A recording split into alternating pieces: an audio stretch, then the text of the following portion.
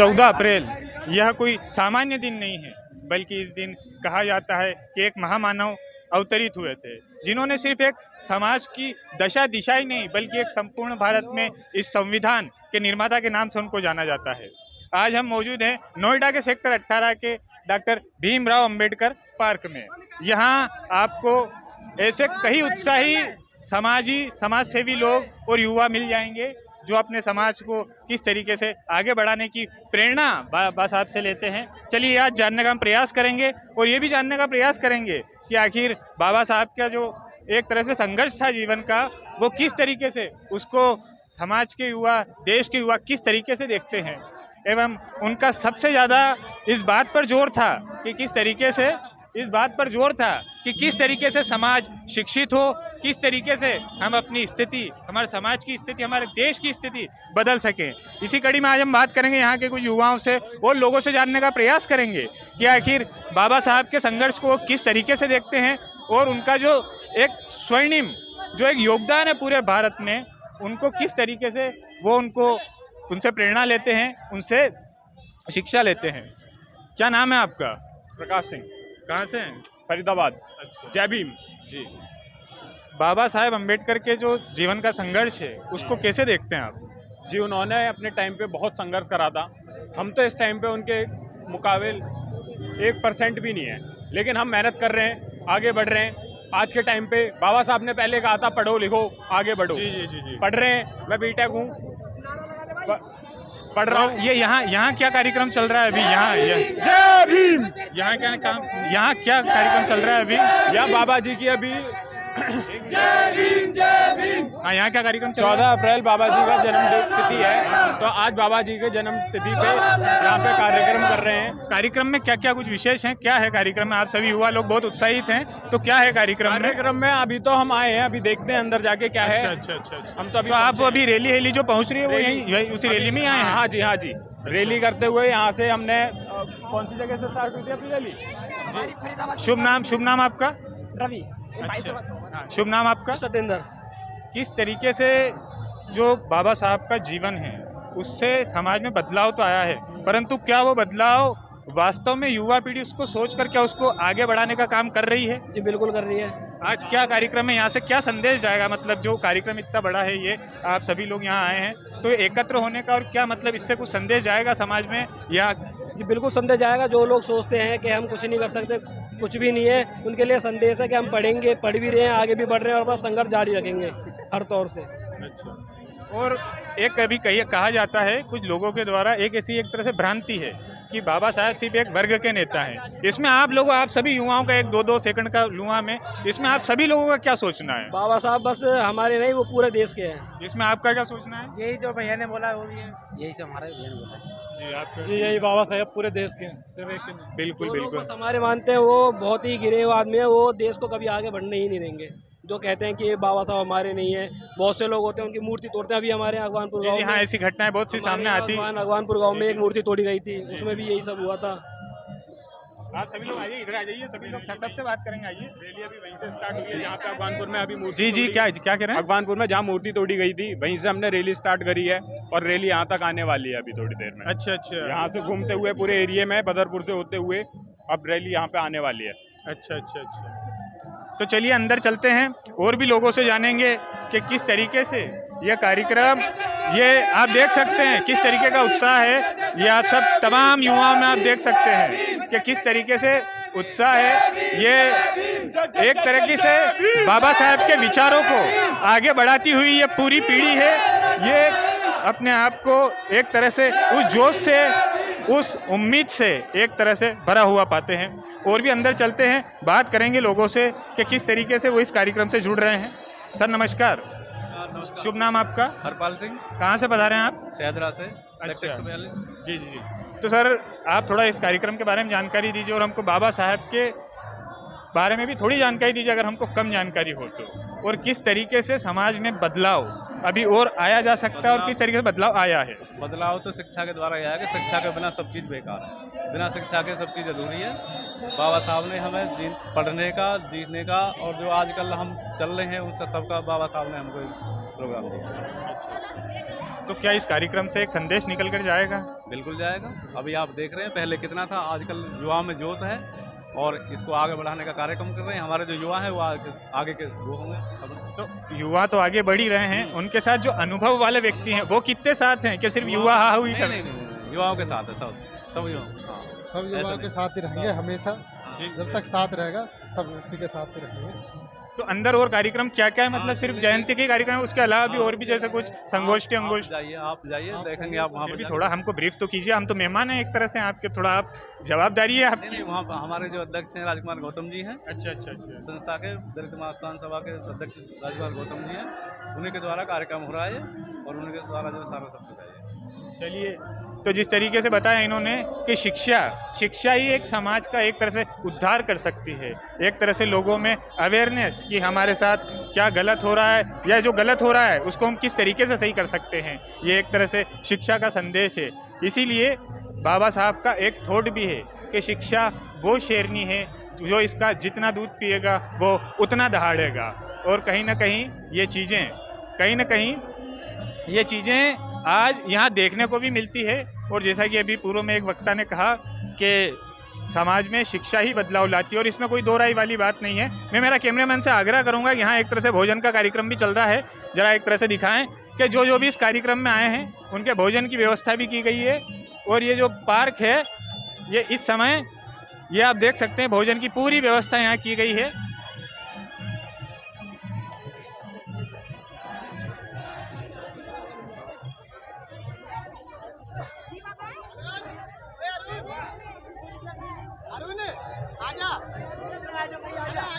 ये देखिए किस तरीके से भोजन की पूरी व्यवस्था है यहाँ। और ये देख सकते हैं आप किस तरीके से युवा उत्साहित है, एक तरह से अपने पूर्ववत नेता, अपने समाज सुधारक के नारे एक तरह से गुंजायमान करते हुए ये लोग एक तरह से उनकी विचारधारा को, उनके संकल्पों को आगे बढ़ाने का दावा करते हुए ये युवा जोशीले इतने दिख रहे हैं। हम चलेंगे आगे और किस तरीके से लोग उनके संदेशों को, उसके संघर्ष को किस तरीके से प्रेरणा लेते हैं और समाज में किस तरीके से उनके विचारों से क्रांति लाई जा सकती है, बदलाव लाया जा सकता है, यह आज हम यहाँ लोगों से मौजूद जानने का प्रयास करेंगे। और यहाँ सिर्फ ऐसी बात नहीं है कि सिर्फ पुरुष ही हो, क्योंकि यहाँ पुरुषों के साथ साथ महिलाओं की संख्या भी उतनी ही है जितनी पुरुषों की है। मैं ये बात इसलिए कह रहा हूँ क्योंकि बाबा साहब का एक कहना था कि मैं समाज की प्रगति को उस तरीके से मापता हूँ कि उसमें अगर 100 पुरुष हैं और 100 महिलाएं हैं, तो अगर समाज की प्रगति देखनी है तो उन 100 महिलाओं में से कितनी ने शिक्षा प्राप्त की, वह अपने स्तर से कितनी वो आगे बढ़ी, मैं समाज की तरक्की उस स्तर से नापता हूँ। तो यहाँ आप देख सकते हैं पूरी तरीके से जो माताएं बहनें वो भी हैं और यहाँ कार्यक्रम भी एक चल रहा है। जैसे कि आप देख सकते हैं यहाँ मंच पे एक कार्यक्रम जारी है और कार्यक्रम में सभी तरीके से आप लोग देख सकते हैं युवाओं की छोटी छोटी टोलियाँ एक तरह से अपने जो समाज सुधारक है उनके नारों से अपने आप को गुंजायमान कर रही है, इस आसमान को गुंजायमान कर रही है। और ये देख सकते हैं आप इस समय ये जो पार्क है इसमें मूर्तियाँ देख सकते हैं। काशीराम जी की मूर्ति है, मायावती जी की मूर्ति है, डॉक्टर भीमराव अंबेडकर जी की मूर्ति है, एवं ऐसे कई समाज सुधारक हैं जिनकी यहाँ मूर्ति मौजूद है। और यह सिर्फ इनके द्वारा यह कहना है कि यह सिर्फ एक पार्क ही नहीं बल्कि यहाँ एक समाज सुधारक, जिन लोगों ने भी समाज में एक तरह से नई दिशा व दशा देने का काम किया है, वो सभी लोग इस जगह मौजूद है। इसी तरह हम और लोगों से आपको रूबरू कराएंगे कि किस तरीके से समाज में जो बदलाव है वो आया है और कहाँ से युवा इस कार्यक्रम के लिए जुटे हैं। हम बात करेंगे। क्या नाम है आपका? सोनू, जय भीम। कहाँ से आए हैं? अरे इधर आइए। क्या नाम है आपका? धर्मेंद्र सिंह। कहाँ से आए हैं? बरेली। तो क्या है, मतलब इस कार्यक्रम के लिए आए हैं आप? हाँ। क्या संदेश है? बहुत कुछ संदेश है। फिर भी बताइए तो सही, बहुत कुछ तो है। क्या संदेश लेकर जाएंगे आज से? बचपन से हम बाबा साहब को जानते हैं, मानते हैं उनको। हैं? बाबा साहब को मानते हैं बचपन से। जी। और के कास्ट के हैं हम, धर्म के प्रयास से नहीं हम। अच्छा, तो बाबा साहब का क्या विचार, मतलब कैसे फॉलो करते हैं आप उनको? हर तरीके से फॉलो करते हैं। अच्छा, चलिए ठीक, धन्यवाद। और तन से। Very good. ये देख सकते हैं आप किस तरीके से बाबा साहब को एक तरह से उनका सम्मान देने के लिए आप युवाओं में देख सकते हैं। क्या नाम है आपका? दीपक प्रधान। कहाँ से आए हैं आप? बदरपुर से। अच्छा, ये क्या मतलब किसको गिफ्ट देनी है, किसको सब भेंट करनी है ये? बाबा साहब अम्बेडकर हम खुशियाँ मना रहे हैं, उनका आज जन्म हुआ था, ठीक है जी। बाबा साहब ने इस दुनिया में जो कुछ दिया है वो निःशब्द है, उसके शब्द भी कम पड़ेंगे, जितनी तारीफ करते हैं उतनी कम है बाबा साहब के लिए। एक जब हम लोगों से पूछते हैं, जानते हैं, तो ये चीज़ एक तरह की भ्रांति है कि लोगों ने सिर्फ बाबा साहब को एक समाज का एक वर्ग का नेता बना दिया, तो ये कितना सही है? ऐसा कुछ नहीं है, ये लोगों की सोच है। जो इंसान पढ़ा लिखा है वो अच्छे से जानता है कि डॉक्टर बाबा साहब एक जाति के नहीं थे, उन्होंने पूरे समाज के लिए किया है, जितने भी समाज है सबके लिए किया है। आप इतिहास पढ़ना, बाबा साहब का संविधान पढ़ना, किसी के लिए कानून, किसी एक दलित व्यक्ति के लिए नहीं है, सबके लिए कानून बराबर है। आप जानते हैं बाबा साहब ने कानून बनाया, संविधान बनाया, सभी बनाया, लेकिन सबको एक सम्मान, सबको बराबर का सम्मान दिया, बराबर हक और सम्मान मिले, उस तरीके से हमारा संविधान बनाया गया। क्या नाम है सर आपका? हरगोपाल सिंह। कहाँ से आए हैं आप? मैं बुलंदशहर से। अच्छा।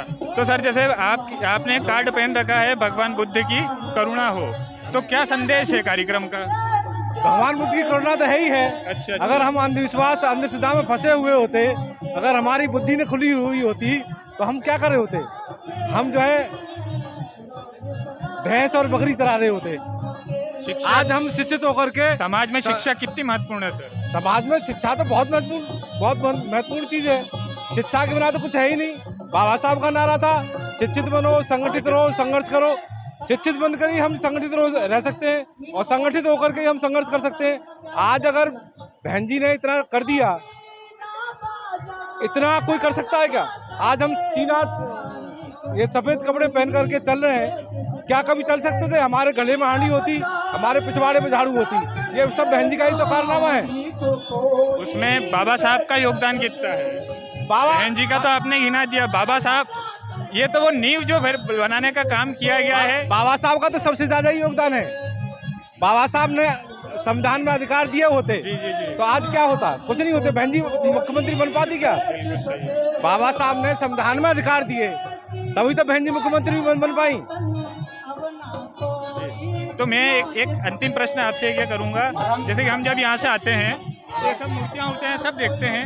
एक लखनऊ में भी एक ऐसा ही पार्क है, अम्बेडकर पार्क। जब अभी लास्ट टाइम जब मैं उसमें गया तो उसके रख रखाव का काम थोड़ा कमजोर है, तो आपको नहीं लगता है मौजूदा सरकार को उस पार्क को या उसमें जो कुछ चीज़ें हो सकता है उसमें रिवेन्यूएट करानी पड़े, सरकार को काम कराना चाहिए? देखो, जय भीम की सत्ता होगी ना जी, तो कि पार्क ये चमन बना हुआ होता।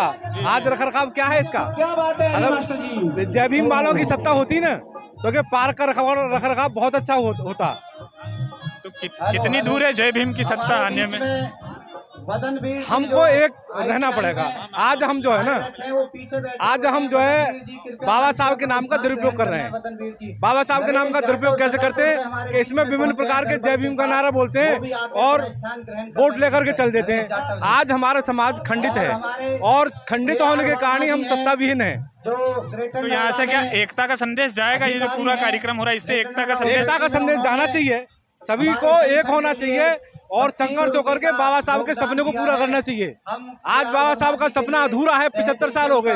हमको शर्म आनी चाहिए कि हम बाबा साहब का सपना पूरा नहीं कर सके और बाबा साहब का सपना सब एक होकर ही कर सकते हैं। सब नेता बनते हैं और अपनी अपनी मतलब नाम कमा करके चल देते हैं। जब तक बाबा साहब की जय भीम की सत्ता नहीं बनेगी तब तक हम अधिकारों से वंचित रहेंगे और संविधान पूर्ण रूप से लागू नहीं रहेगा। आज संविधान लागू नहीं है, हम अधूरे हैं। और वो अधूरे किस लिए है कि बाबा साहब की सत्ता के बिना के हैं। बाबा साहब की जिस दिन सत्ता बन जाएगी ना, जय भीम वालों की जिस दिन सत्ता बन जाएगी उस दिन नजारा कुछ और ही होगा। चलिए, बहुत अच्छी बात कही इन्होंने कि किस तरह के जय भीम की अगर सत्ता बन जाती है तो किस तरीके से बदलाव होगा। और भी हम लोगों से बात करेंगे, जानने का प्रयास करेंगे कि किस तरीके से लोग बाबा साहब के संघर्ष को अपनी प्रेरणा और अपने एक तरह से ऊर्जा में जो संचार होता है उनके नाम से, वो लोगों से हम जानने का प्रयास करेंगे।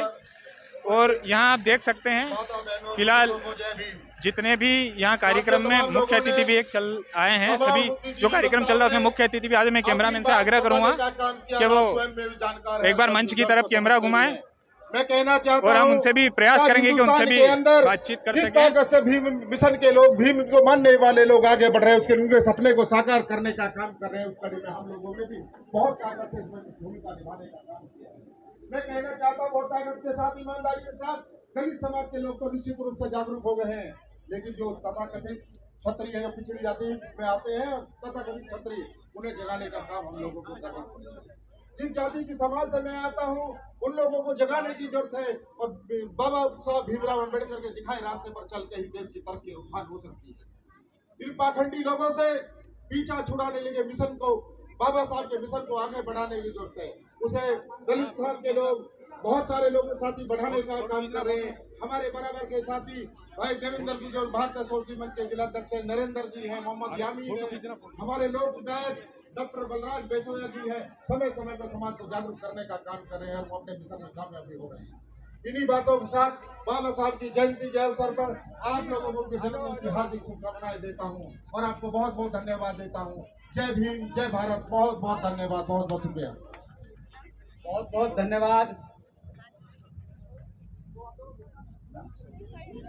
हमारे बीच में एक युवा हमारा साथी है, बच्चा है, आदित्य नोटियाल, जो हरिद्वार से आया हुआ है।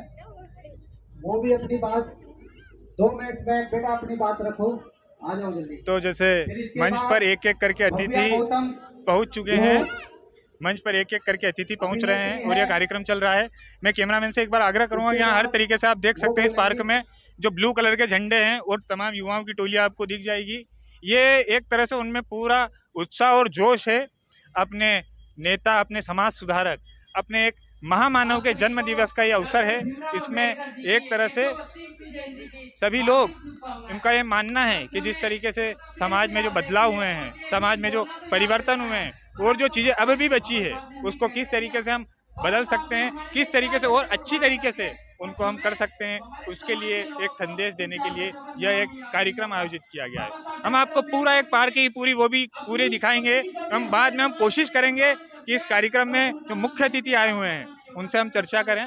और यहाँ आप देख सकते हैं जो पार्क है, इसमें आप एक तरह से पाएंगे कि इसके गुंबद, कम से कम इसके सभी गेट पर एक ये, मैं कैमरामैन से आग्रह करूँगा एक बार इनको दिखाए। संत रविदास, क्या नाम है आपका? पवन। कहाँ से आए हैं आप? जी जैतपुर से आए। अच्छा अच्छा, तो ये क्या, इस तस्वीर को लेकर क्या संदेश है आपका? बताइए। जी जी, नाम क्या नाम आपका? राहुल कुमार।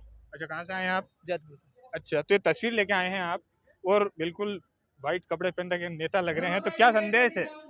संदेश ये है, ये बाबा रविदास ने बहुत कुछ किया हमारे लिए, डॉक्टर भीमराव अम्बेडकर ने बहुत कुछ किया, बस यही बोलना चाहता हूँ। बहुत कुछ किया, तो आप उनकी विरासत को आगे कैसे बढ़ा रहे हैं? आप युवा हैं तो किस तरीके से उनकी विरासत को आगे बढ़ा रहे हैं आप? फिलहाल तो फिर इतना ही बोलना चाहता हूँ मैं। चलिए, थैंक यू।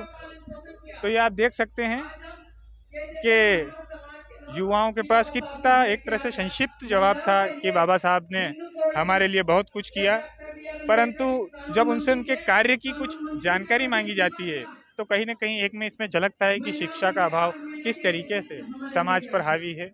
और हम देख सकते हैं कि आप यहाँ जितने भी युवाओं को देखेंगे, जितने भी कार्यकर्ता पदाधिकारियों को देखेंगे, सबके गले में आपको ब्लू कलर का जो दुपट्टा है वो कंपलसरी मिलेगा। और ये सिर्फ दुपट्टे तक ही सीमित नहीं है। क्या नाम है आपका? ये देखिए युवा किस तरीके से उत्साह में है पूरी तरीके से। हम यहाँ देखिए महिलाएं भी हैं, हम प्रयास करेंगे कि महिलाओं से भी कुछ बात की जाए। मैडम नमस्कार, शुभ नाम आपका? रजनी। कहाँ से आई हैं आप? दिल्ली जैतपुर से। अच्छा, तो आज ये क्या कार्यक्रम, पहले इस कार्यक्रम के बारे में हमको थोड़ा आप बताइए। कार्यक्रम हम बाबा अम्बेडकर के उसमें रैली में आए हैं। हाँ, रैली में। तो क्या संदेश है, मतलब यहाँ? अच्छा लग रहा। अच्छा लग रहा है, बहुत अच्छा। हमारे बाबा साहब अम्बेडकर की वो हो रही है, बहुत अच्छा। सब बाबा साहब अम्बेडकर की उस पर चले रहा पे। अच्छा। हाँ, उसी ने सब कुछ, सब संविधान सब कुछ वो बताया है, उसी के सहारे चले हुए हैं सब। अच्छा। तो उसमें क्या मतलब आपकी तरफ से, और क्या मतलब आप जो, जैसे आप एक महिला हैं, हाँ। तो आपको क्या लगता है कि मतलब हाँ, इसमें और कुछ नया जोड़ सकते हैं, इसमें कोई और बदलाव हो सकता है? हो सकता है, अगर पब्लिक चाहेगी तो बदलाव हो सकता है। पब्लिक तो, मैं एक आपका ओपिनियन पूछ रहा हूँ, आपका मानना क्या? हमें तो अच्छा लगता है जुड़ने के इससे। अच्छा, इससे जुड़े रहेंगे सब कुछ वो सही लगता है, बहुत अच्छा है। जी। इनका भी एक तरह से आशीर्वाद चाहिए सबके ऊपर, बाबा साहब का आशीर्वाद चाहिए, उंगली हमेशा उठी रहे। अच्छा। ये एक तरह से आपने ये देखिए जिस तरीके से एक बार आपने जी जी जय भीम जय भीम। सिर्फ युवाओं में नहीं महिलाओं में भी एक तरह से इस तरीके के जोश की कोई कमी नहीं है और बहुत ही संक्षिप्त जवाब दिया इन्होंने भी। परंतु हम चाहते हैं कि हम ऐसे लोगों से बातचीत करें जो हमें और उनके बारे में बता सकें और समाज में किस तरीके के और बदलाव लाने की आवश्यकता है और किस तरीके से और हम बदलाव ला सकते हैं। इसके लिए हम प्रयास करेंगे और कोशिश करेंगे कि जाने हम युवाओं से। क्या नाम है मैडम आपका?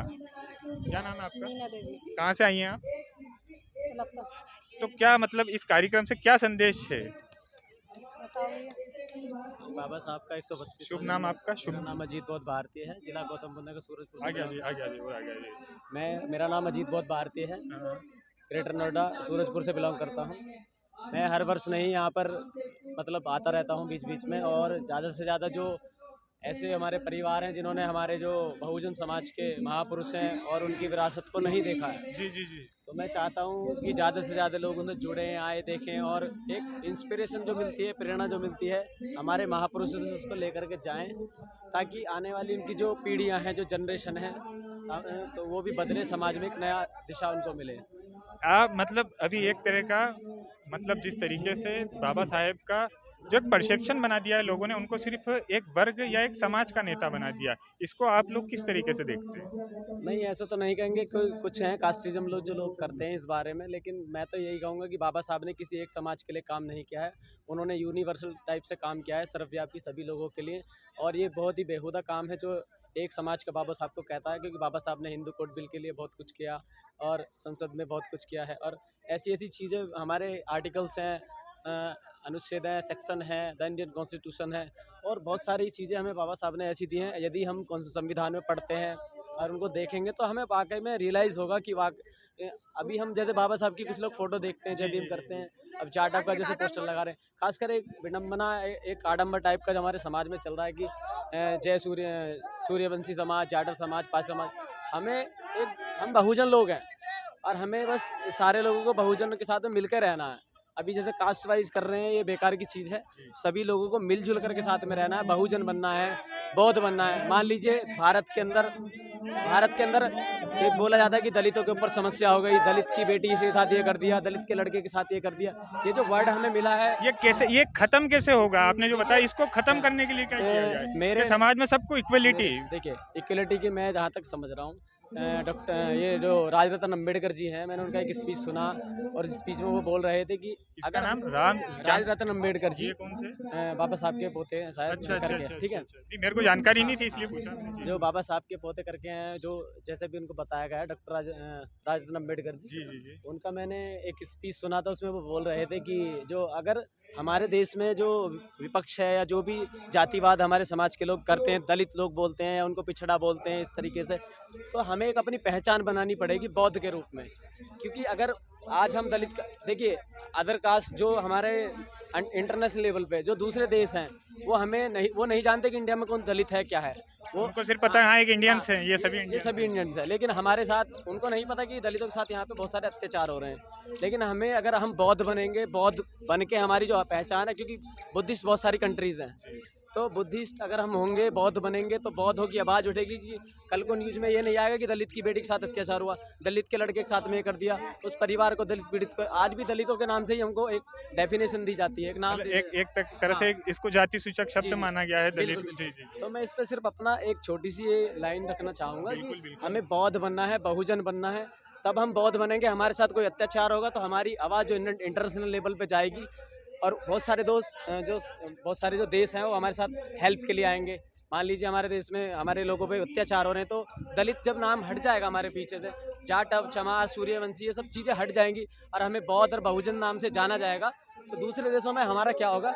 वो लोग जो वहाँ के बौद्ध हैं वो हमें नहीं जानते, वो नहीं जानते कि दलित बौद्ध क्या है, वो इस चीज़ को नहीं जानते कि बौद्ध क्या है, दलित क्या है। अगर हम बौद्ध बनेंगे तो बौद्ध बनने का हमारा सबसे बड़ा क्रेडिट यही होगा कि कल को हमारे बौद्धों पे, अगर भारत के बौद्धों पे कोई समस्या आएगी तो इंटरनेशनल लेवल पे वो आवाज़ जाएगी, मीडिया उसको लेकर के जाएगा। आप यहाँ पे जैसे मेरा इंटरव्यू कर रहे हैं, मुझसे तो मेरे विचार पूछ रहे हैं पर्सनली, व्यक्तिगत रूप पे, अगर वो इंटरनेशनल लेवल पे जाएगी तो हमारे जो वो बौद्ध समाज के लोग हैं दूसरे देशों में, इस समाज के लिए आर्थिक रूप से भी, राजनीतिक रूप से, सामाजिक रूप से भी इंटरनेशनल मीटिंग करेंगे। हो सकता है राजनीतिक पक्ष को भी घेरेंगे, संसद को भी यहाँ पे मीटिंग बुलाएंगे, जैसे कि इंटरनेशनल लेवल की मीटिंग होती है, उनमें क्या है कि हमारे मतलब आप लोगों के यहाँ जो भी होते हैं वो भी उस अंतर्राष्ट्रीय स्तर पर बिल्कुल उसी दमखम के साथ रखे जाए। देखिए, बौद्ध जो है खाली एक देश में नहीं है, जी, जी। हमारे और भी बहुत सारे वर्ल्ड के अंदर जितने भी 190 प्लस मतलब कंट्रीज हैं, उनके अंदर 195 देश हैं हमारे पूरी दुनिया के अंदर में। बहुत सारी जैसे मुस्लिम कंट्रीज हैं, चाहे और बहुत सारी क्रिश्चियन कंट्रीज हैं, बौद्ध कंट्रीज हैं, बौद्ध मतलब देश हैं। तो जो हमारे इस दुनिया में मतलब और देश हैं, और हम अगर खुद को जाटव से ही मतलब जाटव परिभाषा बता देंगे अपनी, हम जाटव हैं, चमा रही हैं, तो मैं नहीं मानता हूँ इससे हमारा समाज बदल पाएगा। मैं अपने व्यक्तिगत तौर पे इंडिविजुअल टाइप से मैं एक मैसेज देना चाहता हूँ समाज को कि हमें बहुजन बनना है, बौद्ध बनना है। जब तक हम बौद्ध नहीं बनेंगे, हम विपक्षी द्वारा और जातिवादी लोगों द्वारा ऐसे ही पिटते कुटते रहेंगे। ये मेरा अपना व्यक्तिगत विचार है। अगर हम नहीं बदल पाए, बौद्ध हमको बनना ही पड़ेगा। और मैं जहाँ तक समझ रहा हूँ, अभी हमारे समाज के जो युवा हैं, मेरी उम्र 24 वर्ष है, अभी मैं 24वीं में लग रहा हूँ रनिंग। एक संदेश युवाओं के लिए, आखिरी बात, एक संदेश यही देना चाहता हूँ अपने जैसे भाई बहनों के लिए कि वो बुद्ध को, बाबा साहब को और जितने भी यहाँ महापुरुष लगे हुए हैं, उन सभी की समरी को पढ़ना चाहिए, बायोग्राफी को पढ़ना चाहिए। अगर हम बायोग्राफी को नहीं पढ़ेंगे बाबा साहब की, और उनके बाद जो लोग आए हैं, बहन जी आई हैं, तो हम क्या कर पाएंगे? हम खाली फोटो लगा लेंगे अपने घरों में बाबा साहब का, ज्योतिबा फुले का, सावित्रीबाई फुले, कबीरदास जी का। ऐसे बदलाव नहीं आता, चेंजिंग नहीं आती है।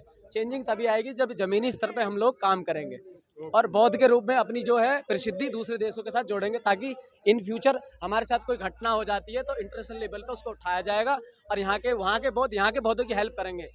ये मैं कहना चाहता हूँ अपने समाज के लिए, अपने भाई बहनों के लिए। एक बार नाम और बता दीजिए आप। मेरा नाम अजीत बौद्ध भारती है, जिला गौतम बुद्ध में, ग्रेटर नोएडा, सूरजपुर से बिलोंग करता हूं। बहुत ही विस्तार में अपनी बात कही इन्होंने। शुभ नाम आपका? जी, मेरा नाम करण है। कहाँ से आए हैं आप? हम फरीदाबाद से आए हैं, ददसिया गांव से। अच्छा, तो क्या संदेश है, यहाँ आए हैं आप तो सिर्फ मतलब एक तरह से रैली के रूप में आए हैं आप लोग? आए तो जी बाबा साहब को फूल अर्पित करने हैं। पर हम तो एक बात कहना चाहेंगे, जो यहाँ पे माहौल चल रहा है, वो प्लेट ले रखी है, जाटव हम फलाने हम ढिकने है जी, ये नहीं होना चाहिए। जब आए बाबा साहब की जयंती है, बाबा साहब पे फूल अर्पित करो और ये जातिवाद ना फैलाएं। कहीं भी जाए तो अपना तरीके से चले। ये आए जी, वो आ जाते जाटव है हम फलाने ढिकने, ये क्या होता है? ये तो बदतमीजी वाली बात हो जाती है।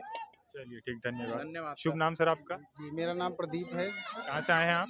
जी सर, मैं यही नोएडा में मजदूरी करता हूँ। अच्छा जी, और मैं सीतापुर से हूँ। अच्छा, उत्तर प्रदेश से।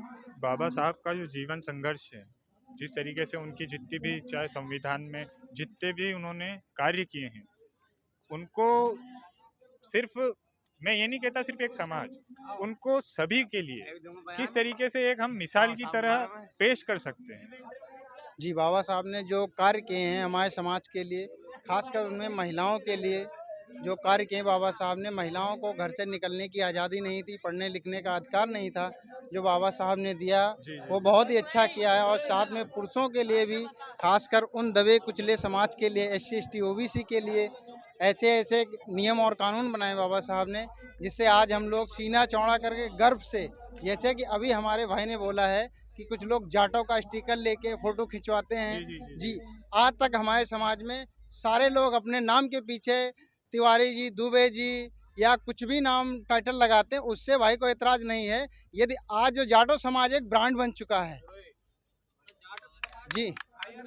जी, मैं जाति की, जी जातिवाद से नफरत है, जाति से नफरत नहीं होना चाहिए। जी नहीं, जातिवाद से नफरत है, जाति से नफरत नहीं होना चाहिए।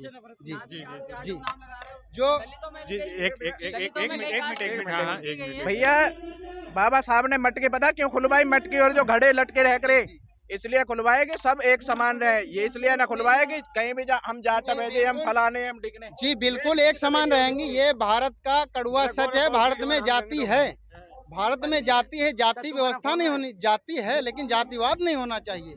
जाति है, ये सच है। हमें किसी भी जाति से ऐतराज नहीं है। हर कोई अपने जाति का नाम अभी तक जो भी लगाते चले हैं उनसे कोई एतराज़ नहीं था। यदि आज थोड़ा बहुत हमारे SC ST OBC के लोग पढ़ गए हैं तो अपनी जाति को यूज करने लगे हैं तो उससे किसी को एतराज़ नहीं होना चाहिए, क्योंकि जाति है ये सच है। हमारे अंदर जातिवाद नहीं होना चाहिए। हमारे जो भाई सारे हैं सभी जाति सभी धर्मों के एक साथ बैठे उठे। हमें ना किसी धर्म से विरोध है ना किसी जाति से विरोध है। हमें ना किसी धर्म से विरोध है ना किसी जाति तो से। भाई साहब कोई भी आज का टाइम में कोई भी जातिवाद नहीं मानता।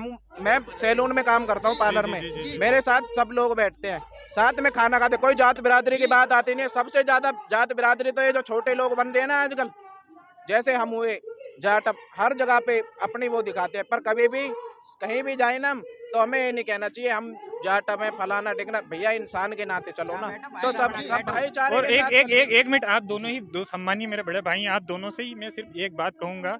मुझे लगता है कि हमारा जाति हमारा धर्म, मुझे लगता है हमारी काबिलियत ज़्यादा मायने रखती है। चाहे हम कहीं से भी आते हों, लेकिन मुझे लगता है कि हमारी काबिलियत अधिक मायने रखती है। इसमें आपका क्या कहना है? जी ये बिल्कुल सच है, हमारी काबिलियत मायने रखती है। लेकिन जो भाई साहब कह रहे हैं जाति, आज भी हमारे भारत में अभी भी बिल्कुल ये बात से मैं मान रहा हूँ, मैं सब मान रहा हूँ। इसमें आप मानते हैं काबिल, जैसे अभी आपने बताया कि मैं सैलून में काम करता हूँ, अच्छे लोगों से मिलता हूँ, तो स्वाभाविक सी बात है आप उन सभी से एक लेवल ऊपर हैं। भैया काम धंधा करो अपने, ये जातिवाद फैलाने में क्या है भैया। अगर हम काम करते हैं ना, हमसे कोई ये नहीं कहता आप क्या हो क्यों हो। वही मैंने कहा, काबिलियत अगर है आप में तो आपसे वहाँ जाति बिल्कुल नहीं। आज भी हमारे यहाँ जाति के नाम पे पानी पीने के वजह से, मूछ रखने की वजह से हमारे लोगों की हत्याएं हो रही, शोषण हो रहा है, जाति के नाम पे हो रहा है ना। ये तो ये कैसे रुकेगा? मतलब कभी कभी एक अखबारों में सूचना आ जाती है घोड़ी चढ़ने से किसी को रोक दिया, तो ये कैसे खत्म होगा? मतलब आप भी इसका जवाब दीजिए और आप भी। इससे हम लोगों को समाज के अंदर भाईचारा बना के रखना चाहिए।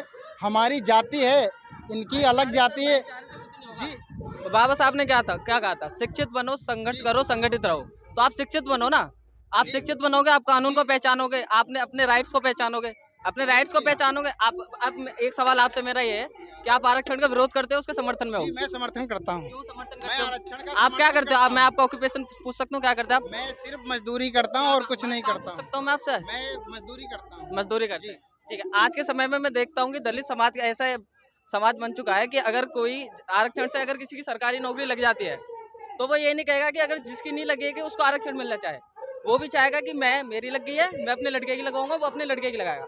यानी कि जो बाबा साहब ने कहा था ना कि आरक्षण कुछ समय बाद नासूर बन जाएगा, तो वो समाज के लिए नासूर बन चुका है। और शुरुआती में 9 साल के लिए ही आरक्षण लागू किया गया। अब ये पॉलिटिकल पार्टीज आती हैं अपने सत्ता के लिए, उसे बढ़ाती जाती हैं। तो आरक्षण जब तक चाहिए जब तक हमारे लोगों की आर्थिक स्थिति मजबूत नहीं हो जाती है, तो कैसे समाज में शोषण जब तक खत्म नहीं हो जाता तब तक हमें आरक्षण की आवश्यकता है।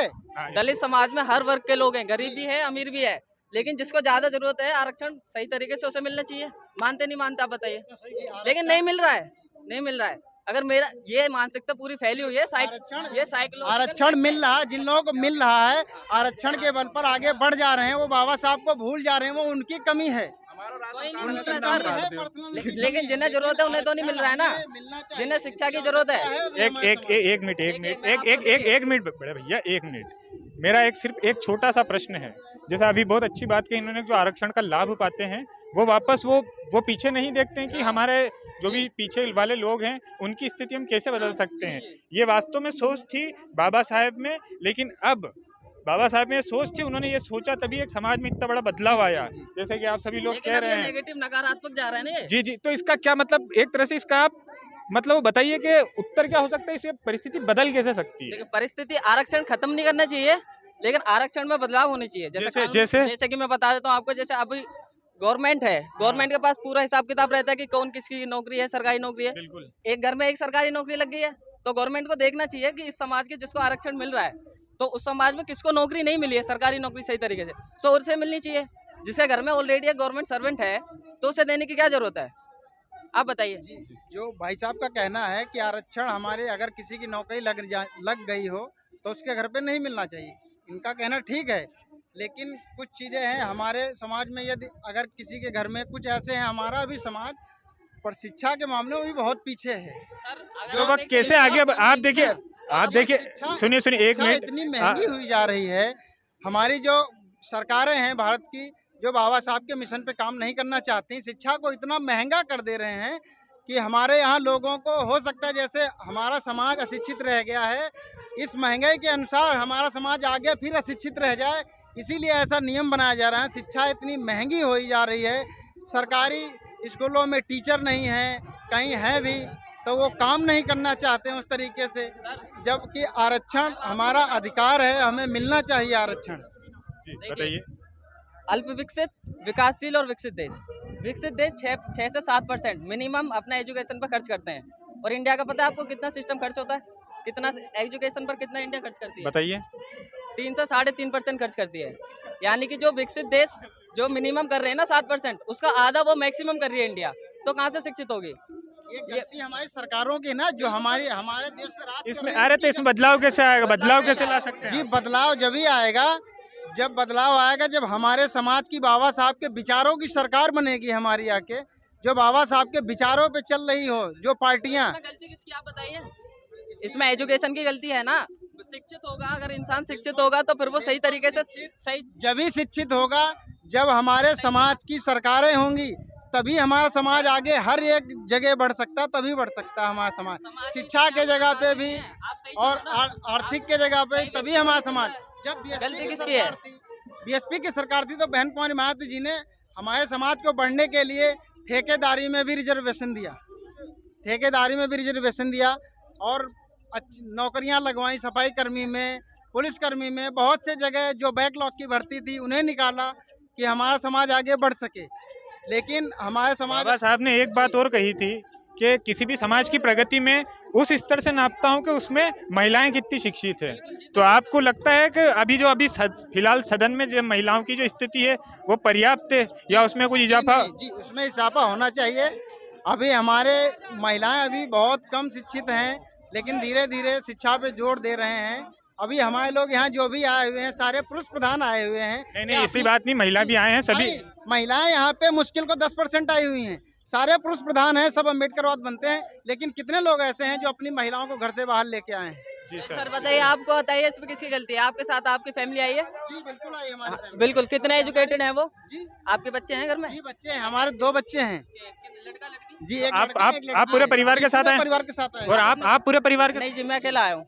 इसका कारण पूरा परिवार है मेरा सर। अच्छा, आइए इधर आइए, आप इधर आइए। नहीं होता, परिवार में महिलाएं भी होती हैं, सिर्फ पुरुषों से भैया परिवार नहीं होता। परिवार में मेडिकल इशू है तो आप उसे हॉस्पिटल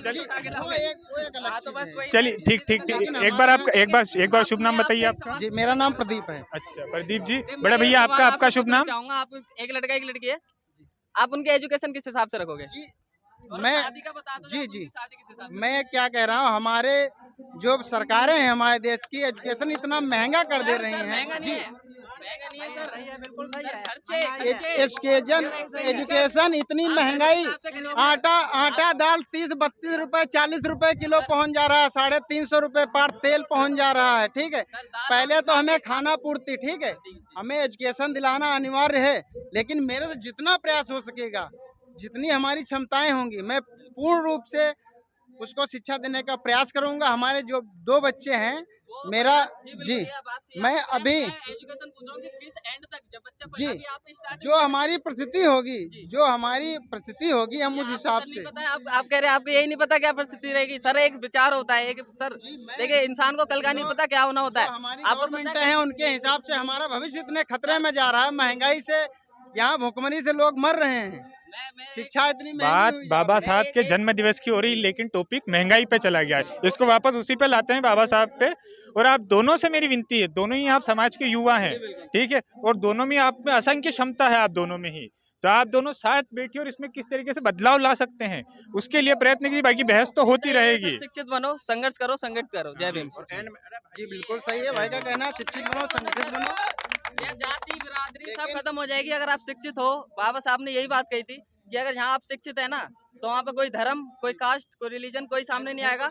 शिक्षा के आगे कोई नहीं है सर। शिक्षा सबसे बड़ा हथियार है समाज का, इस देश का। और जिस तरीके से बता रहे हैं ये कि शिक्षा सबसे बड़ा हथियार है, और वो सिर्फ एक हथियार ही नहीं, इससे हम हमारे जीवन की तमाम परिस्थितियाँ, हमारा जीवन हम किस तरीके से बदल सकते हैं, वो हक और अधिकार हमें शिक्षा देती है।